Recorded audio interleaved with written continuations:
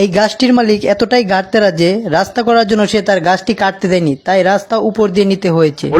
এই জন্য গাছটি কেটে ফেলার নির্দেশ দিয়েছে। তাই একদিন মনে করছেন এখানে ডিজে গান হইতাছে। আরে পাগলা, লোকটি গাছ কাটার জন্য কুড়াল দিয়ে কুবাইতেছে। তোর মুখে আমি মুইতা দেব।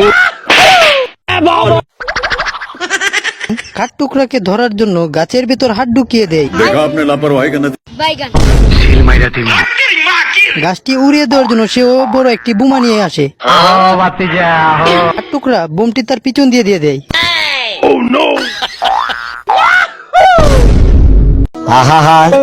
গাছের রশি বেঁধে ট্রাক দিয়ে গাছটি ভেঙে ফেলার চেষ্টা করছিল। তখন কাঠ টুকরা এসে ট্রাক্টরের লিভারটি চেপে দেয়।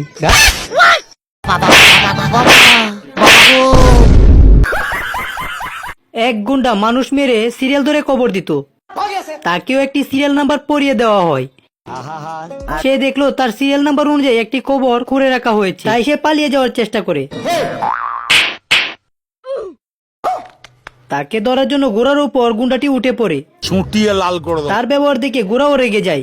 হাঁসটি ঘরে বসেছিল, গুন্ডা লোকটি তাকে পেছন দিক দিকে ধরে ফেলে। ঘোড়া কোনো কিছু না পেয়ে তার পায়ের খোড়ার লোহার গুন্ডার দিকে ঢিল মারে। ডাকাত যখন আড়াল থেকে গুলি করার চেষ্টা করে, তখন ঘোড়া গিয়ে মনে হচ্ছে ডাকাত থেকে ঘোড়াই চালাক বেশি।